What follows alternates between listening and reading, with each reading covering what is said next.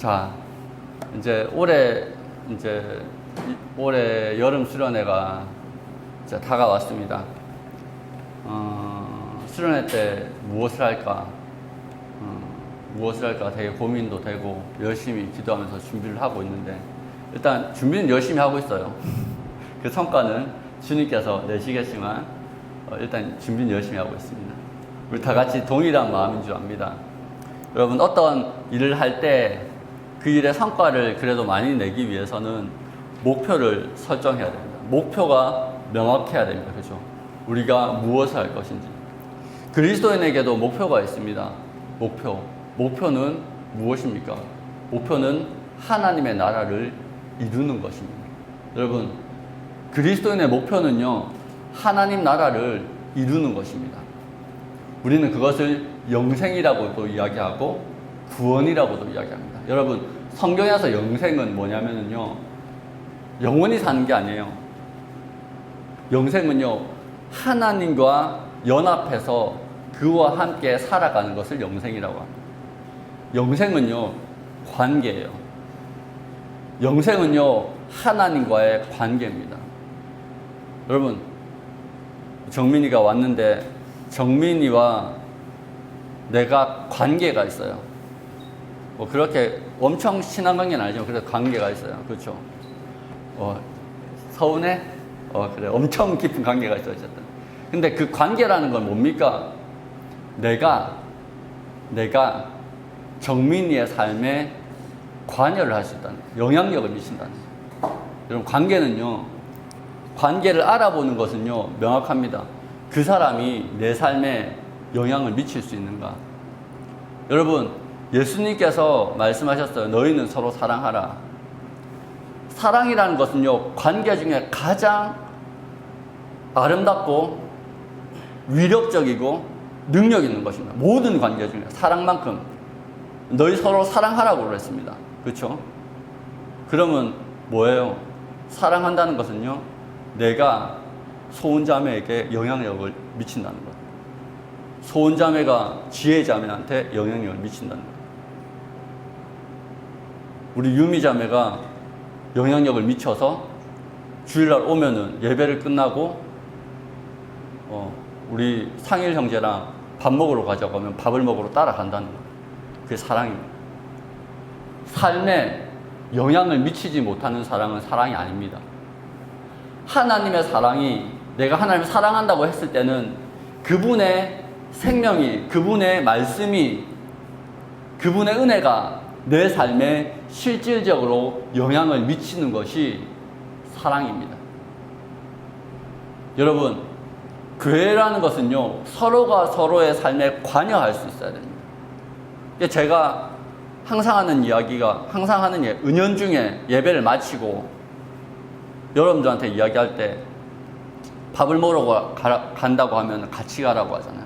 제가 낄 때도 있고. 왜 그렇습니까? 영향을 미치기 위해서요.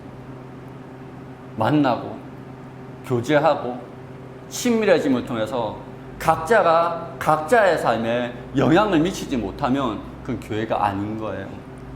여러분, 건물, 특히 높고 크고 멋진 건물일수록 어떻게 지어져야 돼요? 견고하게 지어져야 돼요. 그러려면요, 구조마다 엄청 탄탄하게 연결돼야 됩니다. 그렇죠? 탄탄하게 연결돼야 됩니다. 시멘트만 있어도 안 되고, 자갈만 있어도 안 되고, 벽돌만 있어도 되는 게 아닙니다. 이것들이 화학적인 작용을 통해서 하나가 되어져서 딱딱하게 굳어야 됩니다. 그게 건물입니다. 근데 그것이 화학적인 작용 없이 그냥 던져 놓잖아요. 그러면요, 건축 폐기물이 됩니다. 우리는요, 건축 폐기물이 되지 맙시다. 그냥 던져놔서 있으면 건축 폐기물이 돼요. 그런데 이게 성령 안에서 사랑으로 하나 되어서 우리가 각자의 삶에 영향을 미치잖아요. 그리고 각자의 삶에 관여할 수 있게 되잖아요. 힘들 때 붙들어줄 수 있는 사람이 되잖아요. 그러면 어떻게 된다고요? 하나님이 거하시는 성전이 됩니다. 성경은 뭐라고 이야기하냐면 온 천하는 하나님의 임재 앞에 잠잠할지어다 이야기합니다. 우리가 성전이 된다면 하나님께서 우리 가운데 임하시고 그분의 은혜와 능력으로 말미암아 우리는 우리가 이전에 혼자 살 때, 혼자 살아갈 때 했던 걱정, 취직 문제, 먹고 사는 문제, 입시 문제, 더 이상 문제가 안 되는 거예요. 얼마 전에 저희 친구랑 친구가 함께하는 공동체 이야기를 들었습니다. 그 한 형이 있었는데요. 이제 거의 50대가 다 됐어요. 한 형이 50대가 다 됐는데 10년 동안 공무원 고시를 준비를 합니다. 그 형이 별로 머리가 똑똑하지가 않아요. 그런데 직업이 없잖아요. 한 번씩 쿠팡 가서 배달 일 좀 하고 아르바이트를 하고 연명을 하는데 그래도 이제 학원도 다녀야 되고 교재도 사야 되고 하는데 그걸 10년 동안 한 거예요. 근데 그 돈이 다 어디서 나왔게요? 그 옆에 있는 지체들이요, 십시일반에서 10년 동안 먹여 살린 거예요. 얼마 전에 외교부 소속 공무원으로 발령받아서 갔습니다. 10년 만에. 여러분, 그게 교회예요. 그게 교회라고요. 우리의 삶에 지체들이, 내 삶에 지체들이 영향을 미치는 것. 여러분 한 명 한 명의 삶에 각 지체들이 영향을 미치는 것. 무엇으로? 사랑으로. 여러분, 갑자기 좀 재수없는 말이지만 이해하세요. 우리 찬호 형제가 백수가 됐어요. 여러분들이 생계를 책임질 수 있겠어요? 기도해 보세요. 여러분, 그게 교회예요. 정말로. 진아 언니가 실직을 했어요. 실직을 했었어요, 실제로. 회사에서 나와가지고. 1년 반을 쉬었어요. 그때 마침 저희가 카페를 하고 있었죠. 고용해가지고 1년 반 동안 먹여 살렸어요. 그럼 그게 교회예요. 그게 교회라고요. 하나님 나라는요, 그런 사람들만 모인 곳이 하나님 나라예요. 여러분, 이 세상에서 왜 사랑하기가 힘듭니까? 뒤통수 맞으니까. 사랑하는데요, 사랑하는 사람이 뒤통수를 때려요. 항상. 믿었던 사람이 뒤통수를 항상 때립니다. 여러분, 믿는 도끼에 발등시킨다는 말이 있죠. 왜 그렇습니까? 믿는 도끼에만 발등이 찍혀요. 못 믿을 도끼는 아예 사용하지를 않아요. 관계없어요. 못 믿을 도끼니까. 그렇죠? 믿었으니까 사용하는 거예요. 그 사용하는 도끼에만, 그 사랑하는 도끼에만, 아꼈던 도끼에만 발등이 찍히는 거예요. 한 번 찍히고 두 번 찍히면 다음부터 사랑을 못해요, 사람들이. 상처 때문에. 근데 그리스도인은 뭐예요? 바보예요. 그리스도인요, 다시 내 발등을 찍어줄 도끼를 찾아다니는 사람이 그리스도인이에요. 왜? 주님이 내 안에 계시기 때문에. 주님이 내 안에 계시기 때문에 이 내 안에 있는 주님의 사랑을 발산하지 못하면, 나누지 못하면 살 수가 없는 거예요. 그래서 다시 가고 다시 가고 다시 가서 발등을 찍히다 보니까 어느새 천국에 도착해 있는 거예요. 발등 찍히는 삶의 연속이 그리스도인의 삶인 거예요. 그런데 천국에 가보니까 어때요? 다 발등 찍힌 자국만 있는 사람들만 있는 거예요. 너도 발등 찍혔어? 나도 발등 찍혔어. 누가 그렇게 사셨어요? 예수님.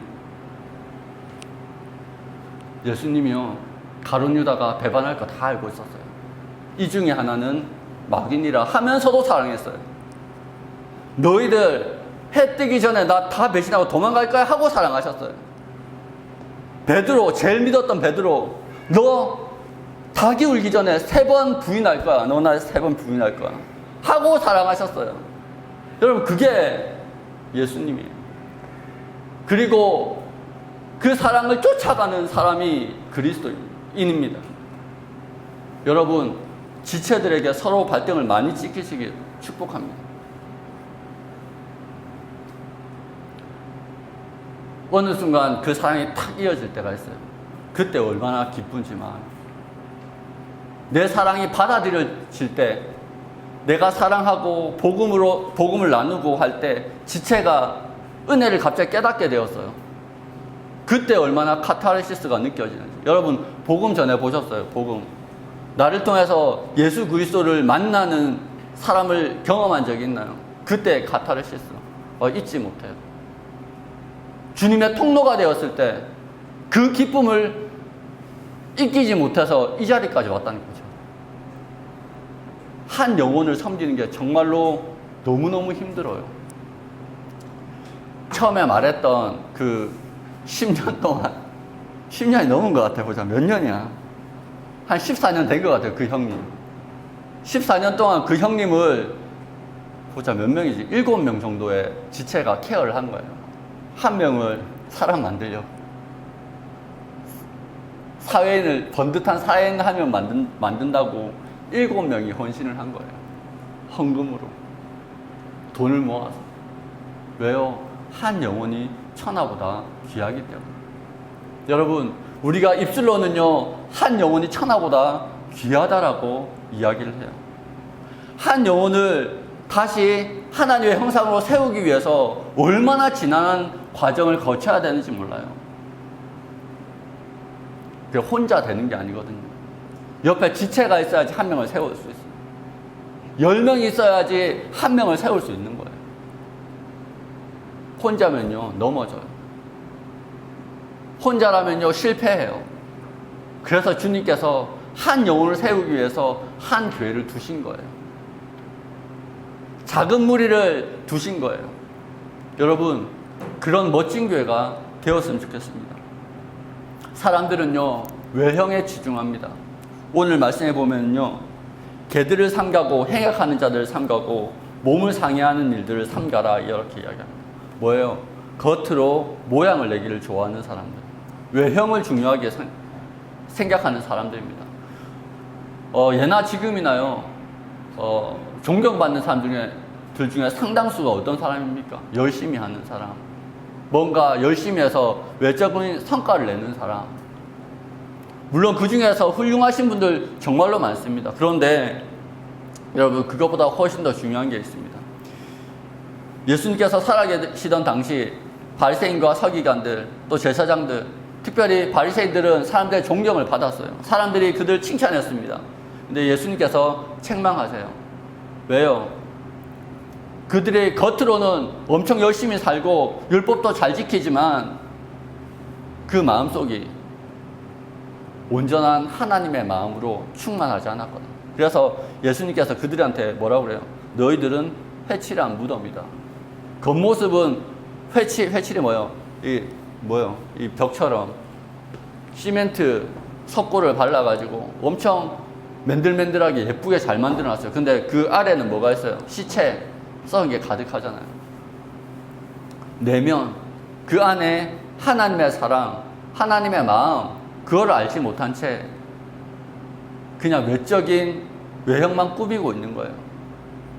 사람들이 그들을 존경합니다. 그들 주변으로 모여듭니다.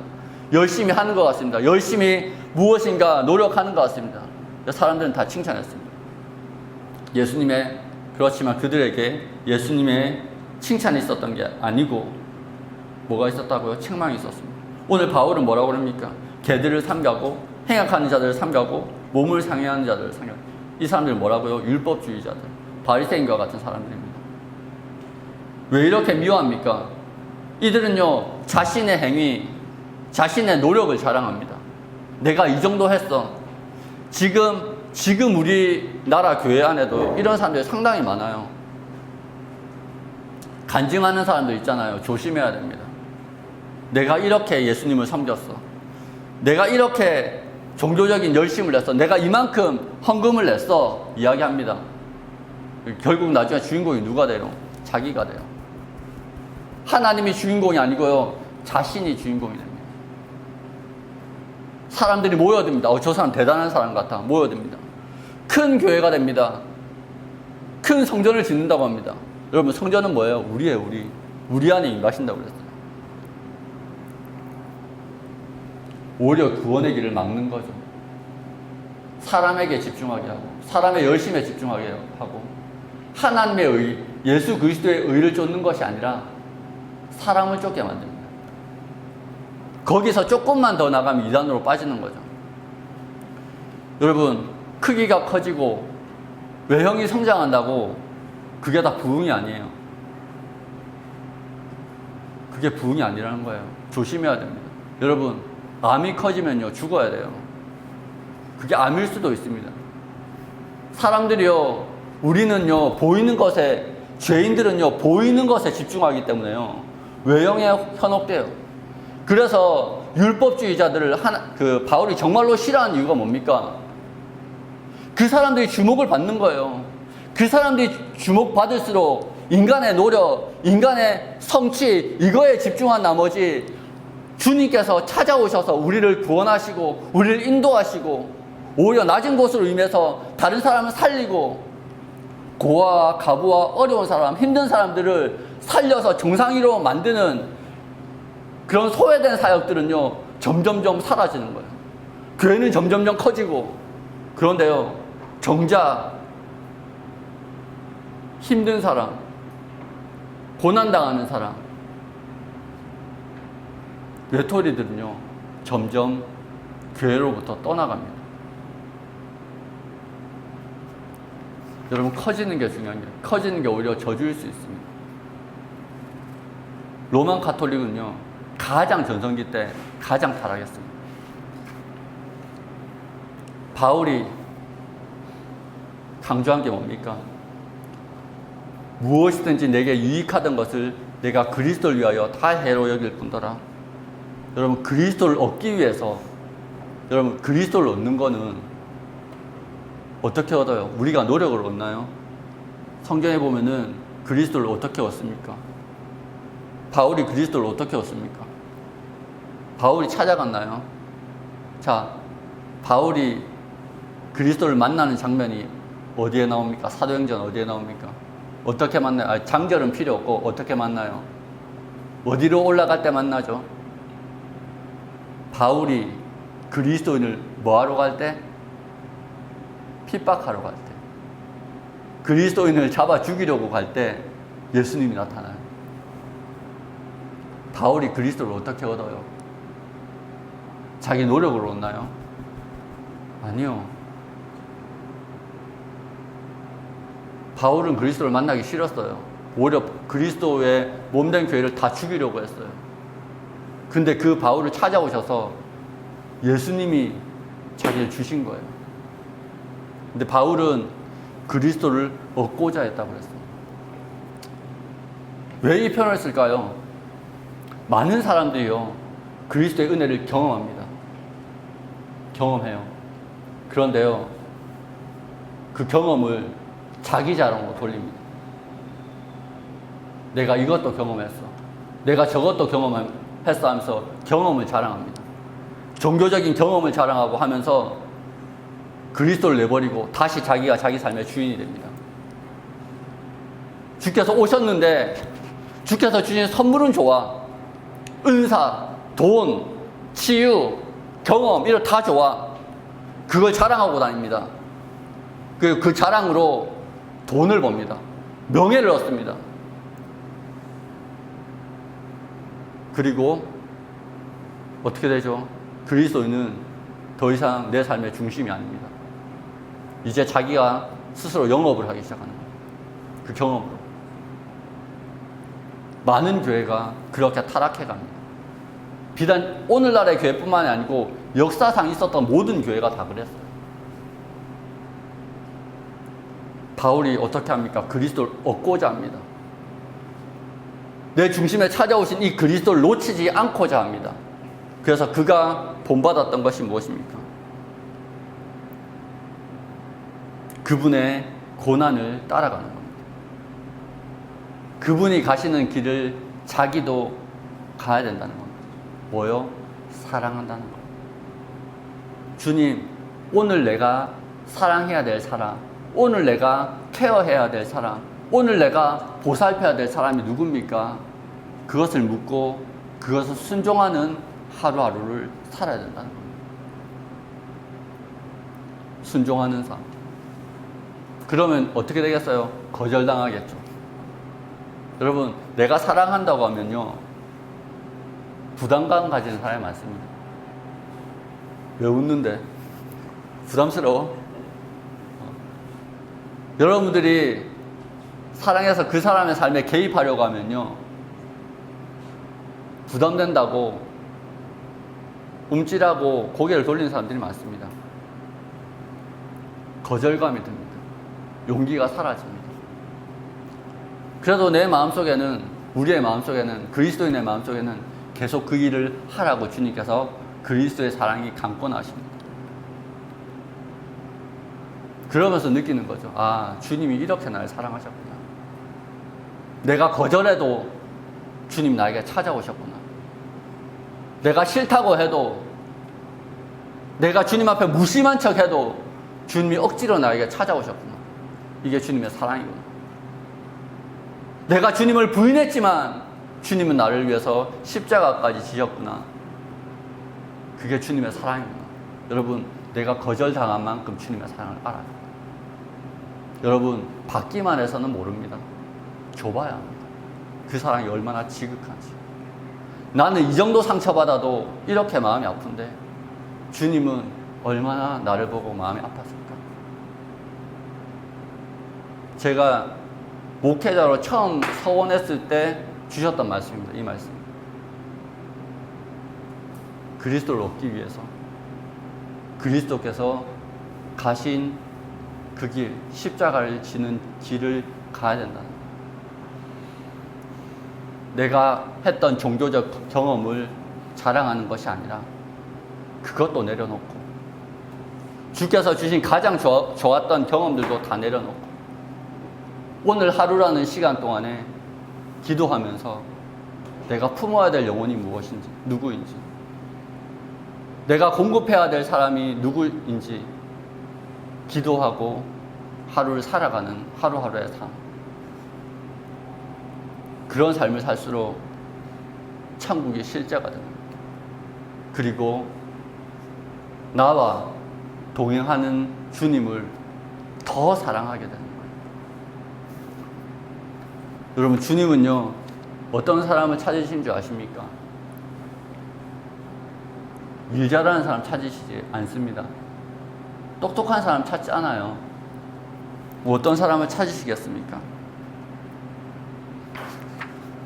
호세아서는 그렇게 이야기합니다.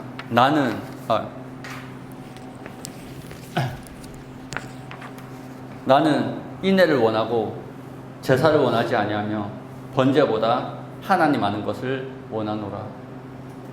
여러분, 주님은요, 하나님의 마음을 알아주는 사람을 찾습니다. 여러분, 하나님의 마음을 아시나요? 그 마음을 아는 사람을 주님이 찾으십니다. 천국에 가면요, 하나님 나라에 가면 그런 사람들만 모여 있습니다. 아, 나는 하나님 마음 알아. 아, 예수님께서 당한 일 나도 당해봤어. 그런데 내 마음이 이렇더라. 예수님은 이러시겠지. 우리가 영원히 살 줄 압니다. 특히 청년회 때는. 왜? 기력이 왕성하니까. 여러분, 그러나 지금 통계를 보니까 그렇더라고요. 대한민국에서 30대, 20대 희귀꼬모리가 50만 명이래요. 50만 명. 인생에서 한 번 미끄러지거나 상처를 받아서 더 이상 사회에 나오지 못하고 집에만 갇혀있는 사람 50만이 넘는답니다. 생각보다 많아요. 여러분이라고 그 중에 안 속할 것 같습니까? 여러분 혹 실패해서 그런 일을 당하지 않을 거라 누가 장담하겠습니까? 우리나라의 교통사고율과 자살률 보면요, OECD 1인 거 아시죠? 언제 우리의 삶이 끝날지 우리도 잘 알지 못합니다. 우리의 삶은 유한하고 위태롭습니다.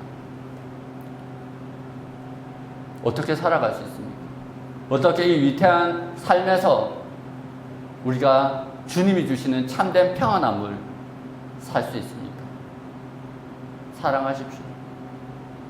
그래서 내 옆에 있는 형제 자매를 세워주십시오.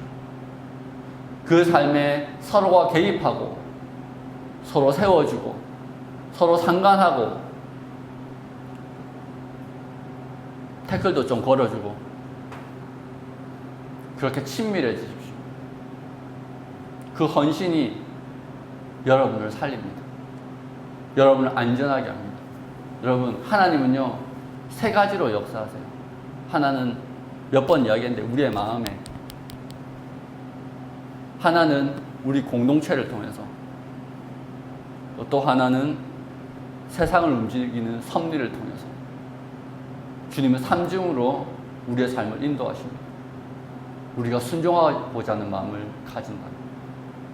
우리가 예수 그리스도를 얻기 위해서 십자가를 진다면, 내가 내 안에 오신 우리 가운데 찾아오신 예수 그리스도를 놓치지 않기 위해서 그분을 따라 십자가의 길을 간다면,